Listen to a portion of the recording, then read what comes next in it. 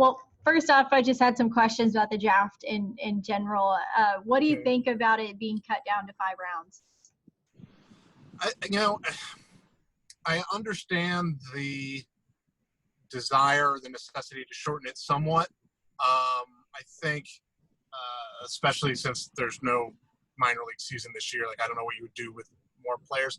I think the fact that they're cut it to 5 is a little unfortunate. And I think it was trying to come up with a short-term fix for what's a longer-term problem. I wish there were more rounds. I think they could have done 10, and that would have been just fine.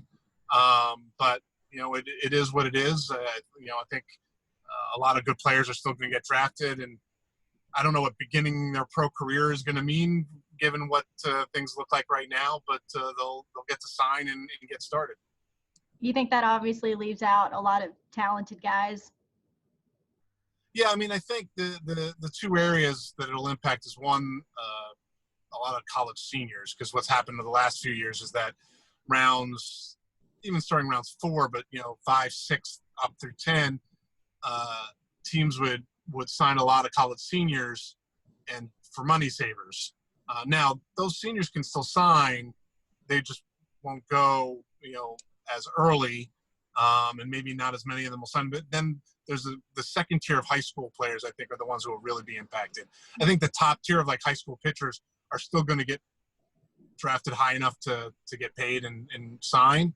It's going to be that next tier that when there was 10 rounds of draft and teams could be more flexible with their bonus pools, would go out and move money around and be able to find the flexibility to sign them. I think some of those players will end up going on to college, with the understanding that college baseball right now is still kind of up in the air too. I'm not sure what that's going to look like. So, but some of them, it's going to be a decision for them to sign for whatever's offered to them, or go on to college.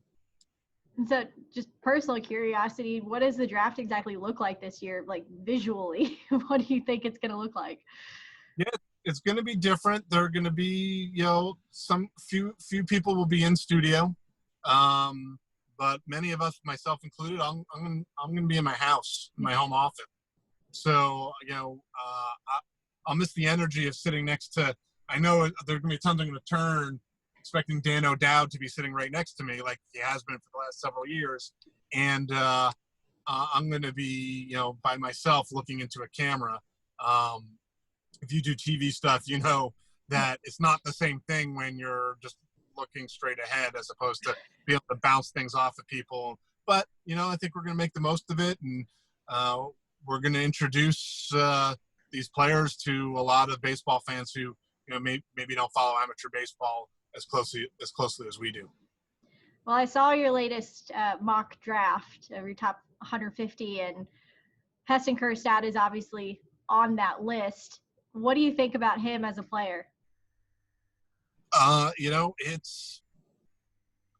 always like when you see college players get better, especially ones who start out putting up pretty good numbers, right? So Heston Kjerstad could have come out of his freshman year and said, all right, I'm good.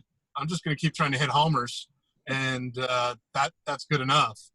And what's impressed me with what he did over the summer with Team USA and carried over to the brief amount of season that there was this spring is that he clearly is committed to becoming an all-around hitter and not just a home run guy. Being just a home run guy would get him drafted. The fact that I think he's proven to enough teams that he's going to hit enough to tap into that ridiculous raw power is why he's probably going to be a top 10 pick next week. I think that, and that's what I mean in terms of him showing that he's committed to becoming a better all-around player. I mean, he can really, really hit. I live in Pittsburgh. His name has been associated with the Pirates a bunch. There's a short porch in right field. It's exciting to think about, as long as he doesn't just sell out for that power all the time. But I think that he's shown, in small glimpses, obviously, because the season got shut down, that he has a chance to hit pretty well, not just be a pure power guy. Another Arkansas guy I want to talk to you about is Casey Martin. He kind of had an up and down season, and even though it was only 16 games. But what do you think about him? And he's a tough guy to figure out because, pure tools wise, he's really exciting. And like, you don't want to put too much stock into those 16 games, right? Just the same token, you don't want to sort of say that Heston Kjerstad is the best college player in the country because of 16 games. You don't want to just bash Casey Martin for really struggling. But I think because it feeds into some of the holes in his game that he had shown before, the swing and miss is concerning.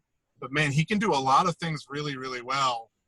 And I think if he had come out of the gate and performed well, he's a no doubt about it first rounder. I don't think he goes in the first round, but I tell you, if he can slow the game down enough where he cuts down on the swing and miss enough, somebody who takes him like in the second round could get a huge steal. You may look back, boy, pro instruction, and it's all about slowing the game down for him. If he manages to do that, someone's going to get a really, really good player a little bit later in the draft than he probably should go based on his tools. I mean, he could stay up the middle. I mean, he may be able to stay at shortstop. He can run. There's power. If it all comes together, this is like at least a 2020 guy at the big league level. But it's with that if he can do those things. And you look around baseball, and there have been plenty of times where guys have those tools and they can't slow the game down. So we'll have to wait and see. But the tools are really exciting. Yeah, that's true. Casey Opitz is the other big name coming out of Arkansas right now. He's kind of, I guess he's been hearing different things from people about if getting drafted or where he might get drafted. What do you think about that? Yeah, he's one of those guys that he might have to make a decision. I think that what'll end up happening is teams will be calling up the Casey Opitzes of the world and saying, will you sign for this? And then he's going to have to decide, well, do I want to do that, or do I want to come back for one more year and see what happens, assuming that baseball will be back to normal in the spring, and assuming that there's the spot for him at Arkansas and things like that. All those questions need to be answered by him. If he doesn't go in the top 5 rounds, then all he can sign for is $20,000, and that's a much different decision. How eager is he to start his pro career? What does that even mean, given that there may not be short season baseball? He's a college performer who could go right to full season ball next year. Yeah, I think that could happen. The 2021 draft class might be pretty crowded. They'll have to weigh that. There are a lot of question marks, I think, that he'll have to answer depending on what teams are coming to him asking him about.